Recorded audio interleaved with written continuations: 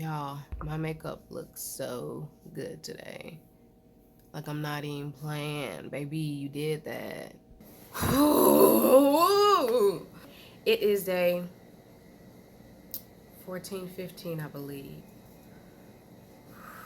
Sorry, I had to go get my charger. Let me get started on my teaching. Start teaching y'all. Be a teacher. All right.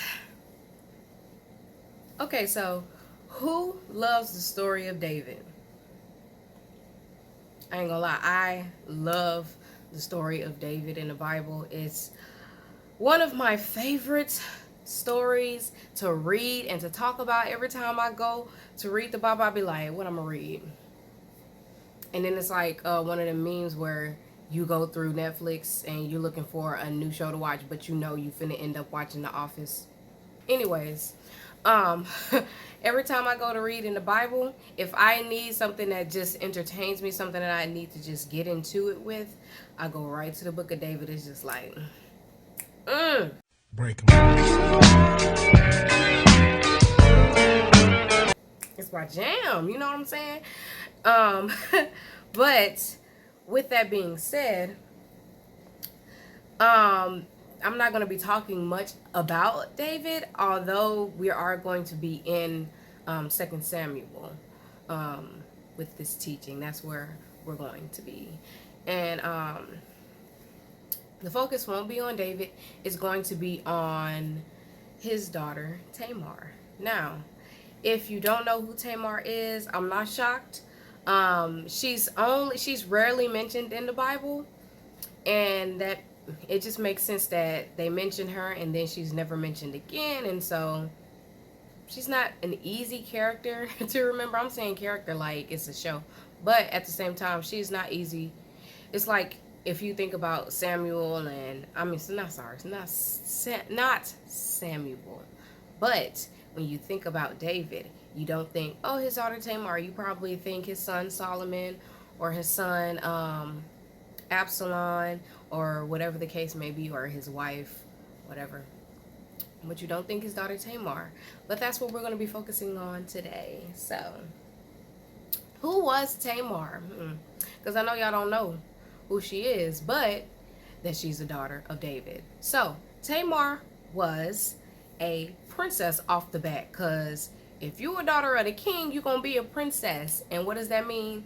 Future queendom. She was a future queen. She had that status, baby. She was beast. You know what I'm saying? But she was very smart. God dang, I messed up. Dang. So we're gonna be in the book of David today, but we're not particularly talking about David. We're going to be talking about a different person that is in 2 Samuel. So it does pertain to David, but the focus is not on him. We're going to be focusing on his daughter, Tamar. And if you don't know who Tamar is, I'm not shocked. It will make sense that you're not familiar with her. But if you do, shout out to you. But we're going to be talking about Tamar. She's only in one chapter of 2 Samuel in the whole, 1st and 2nd Samuel pertaining to David. And so there's not much that you can know about her. So I took the liberty to doing research. Right off the bat, number one, I didn't even have to research this one, but of course she's going to be a princess and a future queen because she is a king's daughter. So I didn't have to do no research for that. But she was a future queen off the bat. She was a future queen. Then she was very smart. I learned that she was very, very smart. She was a bookworm. That girl in her books. She doing what she need to do to be smart, okay? Girl, young and educated. Do your thing, sis. Diligence in the word. She knew the Bible. Like, she knew the Bible. She was often referred to as a dream interpreter by like her family or her friends and different people. They compared her to Joseph. That's how good she was with with people's dreams and interpreting them. And you have to have a really, really strong relationship with God to do that. You know, you can't just do that off the bat. I mean, that's, baby, it's not gonna work.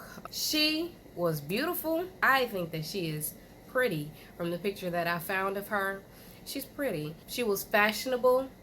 I know it's hard to believe back then, but yes, there were fashion trends, and she stayed ahead of all of them, especially as a princess. Of course, you're gonna be with the trends. And she loved to cook. She was a cook, y'all. Now imagine being in a castle, having cooks prepare everything for you, and you going to cook anyways. I'm not finna lie to y'all. I will not be in that kitchen. If I had professional cooks cooking for me, maybe for the sole purpose of, you know, what if my daddy lose the kingdom and, you know, I'm gonna have to survive on my own. Maybe I'll learn for that, and just for curiosity or whatever the case may be. But other than that, baby, you can go in there and you can cook for me, okay? So I know we're talking about Tamar, and y'all are like, okay, so what does that have to do with the title? And I'm about to explain it to y'all. So if you go to 2 Samuel chapter 13, if you go through and you read it, you'll find out that Tamar had a half brother, right? And her half brother named Amnon was in love with her. And I say in love with quotation marks because this was blatantly, obviously not love, and it was just lust. It was perversion. He felt like he couldn't breathe without her. Baby, if you can't breathe without me, then you finna die, because I'm not, see you on a different level, and I ain't there. We ain't eye to eye. First of all, you my brother, so what we doing? Second of all, sir, I don't like you like that, okay? I don't like you like that, all right? So he felt like he couldn't breathe without her. Then he had an adversary named Jonadab. Now, Jonadab, he messy. Jonadab was evil. So Jonadab was Amnon's adversary. And he was like, hey, what's up, bro? Like, what's up with you? Like, why you over here in the corner sad being blue? And Amnon was like, bruh, I love Tamar so much. I just have to have her. I don't know what to do. She my sister, and I just don't understand how I'm going to get to her. Absalom was like, oh, I know how you can do it. Listen to me. Listen to every word that I say. You need to fake like you sick. Lay in the bed. Have your daddy tell Tamar to come into your room, cook, and have her feed it to you. And when she come in and she try to feed it to you, that's when you make your move. And Amnon was like, yeah, that's smart. Right, I bet. Long story short, he did just that. David sent her in there to cook for her brother. She's just cooking for her brother because she's like, oh, he's sick. Let me take care of him. And she goes to feed him the food, and he's like, everybody get out, because I'm sure they had like little servants or whatever the heck in the room with them. And he was like, everybody get out except Tamar. And so he kicked everybody out. Everybody left. They closed the door, and he was like, come to bed with me. Basically, he was like, girl, I want you so bad right now. Have sex with me. And she was like,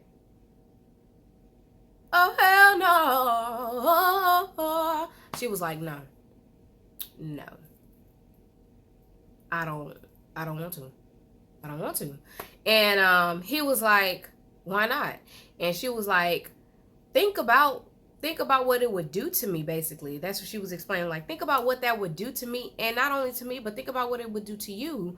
If you really want to marry me, then my father won't keep me from you. Like, just let him know, and we can get married, and then we can do this the proper way. I'm sure she didn't want to marry him in the first place, but you know, women back then didn't have so much of a say so.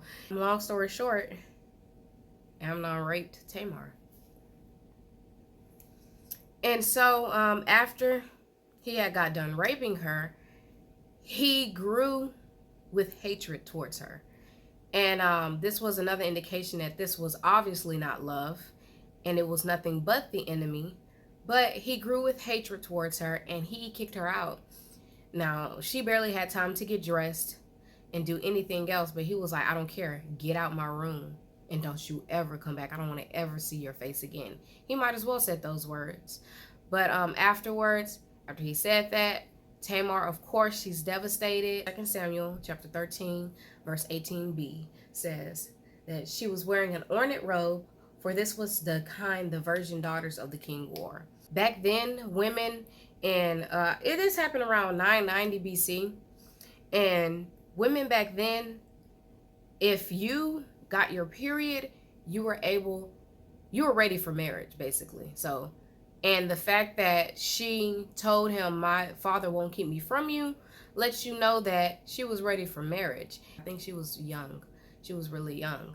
And after he raped her and kicked her out, she went to put ashes on her head and she tore her a robe. Now, I feel like the Lord put this in here on purpose, and it was strategic. Why did she do this? She tore her robe because she did not feel worthy of wearing it anymore, because those were the robes that you wore when you were a virgin and when you were considered pure. And back then, if you weren't a virgin, then you weren't pure at that point in time. The second part, as far as the ashes are concerned, the ashes were concerned, and how she put them on her head. I feel like the Lord was really, really talking when he said this. When people mourn, they do tear their clothes, but I'm not specifically sure on the part as far as the ashes are concerned. So I looked it up. The definition of the word ashes means the remains of something destroyed. So the fact that she put that on her head tells you that she felt like she was destroyed. And people usually do these two things when they're grieving in the Bible. And so why would she be grieving is my question. Why would she be grieving? Of course, because she lost her virginity and she was raped. Anyone would grieve as far as that's concerned, but this was on a different level. This was on a different level. She was grieving as if something had died, and something did die. Her spirit died that day. A part of her spirit died that day. When Amnon raped Tamar, he gave the enemy room to destroy who she was, and the enemy did the next best thing to physical death. He took her spirituality.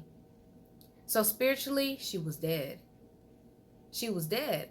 Now imagine going from interpreting dreams, being very, very smart, a bookworm, having a strong relationship with God, being fashionable, loving to cook, and being very beautiful, and just feeling that everything that a princess is, and then it all being snatched away from you just like that. He stole her spirituality. Everything that God wrote on her thread when he made her, the devil just, he took it. He took it right from her in a matter of, I'm sure, minutes. And after the enemy stole her spirituality, she went missing. Tamar was missing. Yes, she was still alive and she was still there physically, but she was missing. The real her was missing. It says later on at the end or somewhere in the middle of the chapter that she lived the rest of her life a desolate woman. And if you need to know what desolate means, look it up.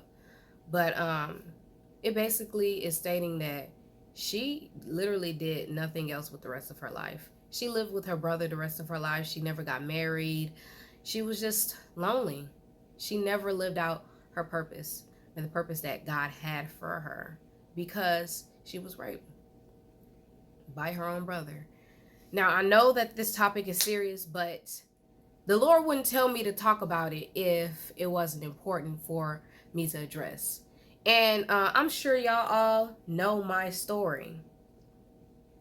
If you don't, I'm going to tell it to you now. So basically, from the ages of 4 to 13, I was raped, molested, and sexually abused. And that, when you add that up, or when you look at the difference, that's 9 years. So for 9 years, I was raped, molested, and sexually abused. And if you knew me beforehand, or if you knew me from a baby, which I know that none of y'all have, but as a baby, I was happy. Like, I was just happy-go-lucky. There was nothing that you could do to make me mad or sad. And if I was, I promise you it was not for long.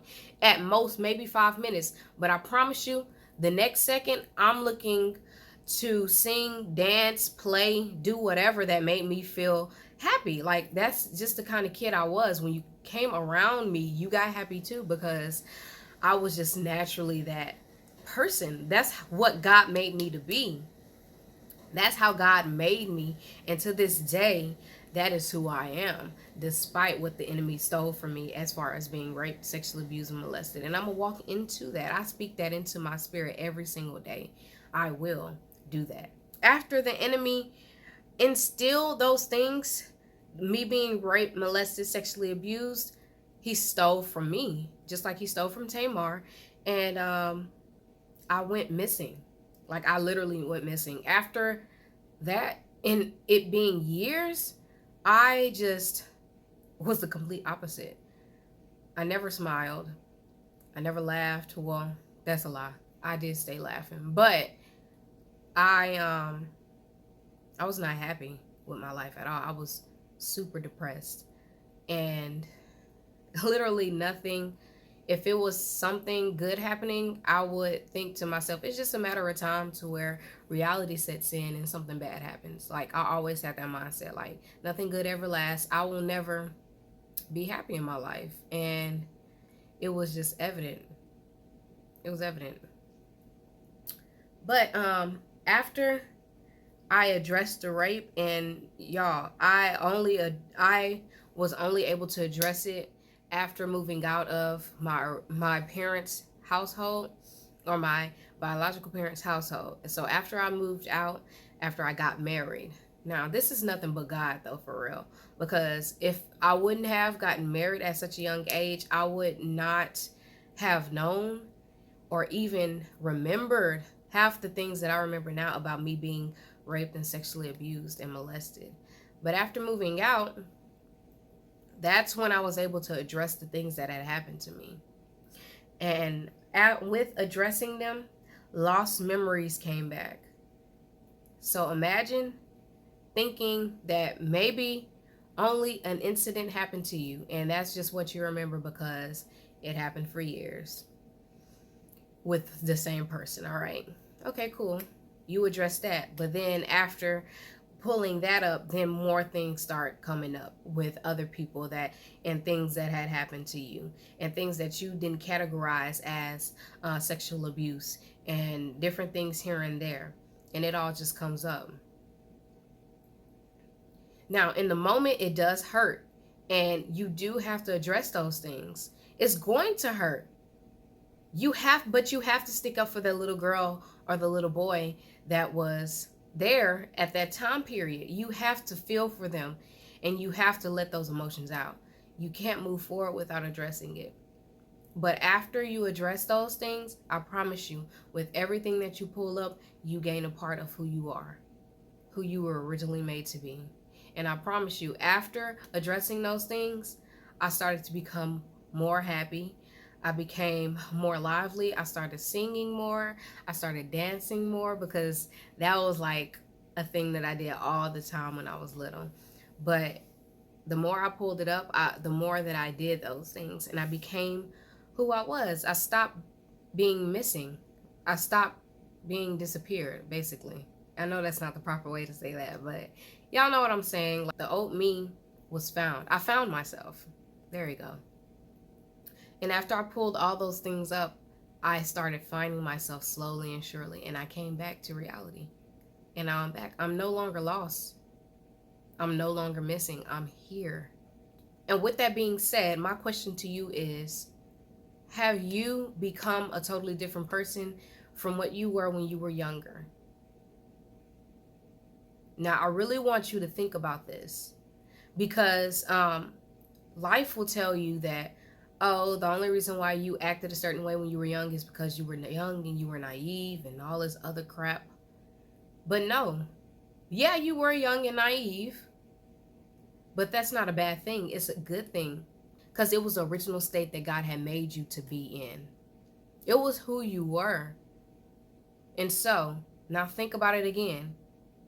Are you a completely different person than what you were and who you were when you were younger?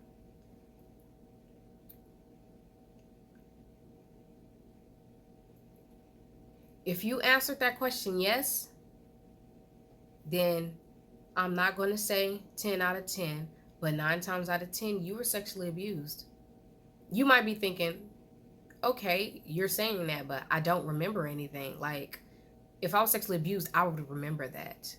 And the reality of that answer is, or that response, my response to that would be, you would think so, but no, your brain has to survive. And especially if you were abused at a young age, like I was, to get through those things, you forget them. You force yourself to forget them.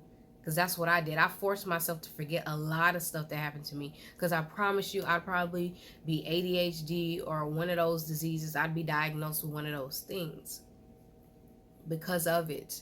So my brain was like, okay, whoosh, just forget it. It never happened. And like I said, it wasn't until I moved out that household that I was able to pull up those memories. And I promise you, to this day, I remember it. I remember them.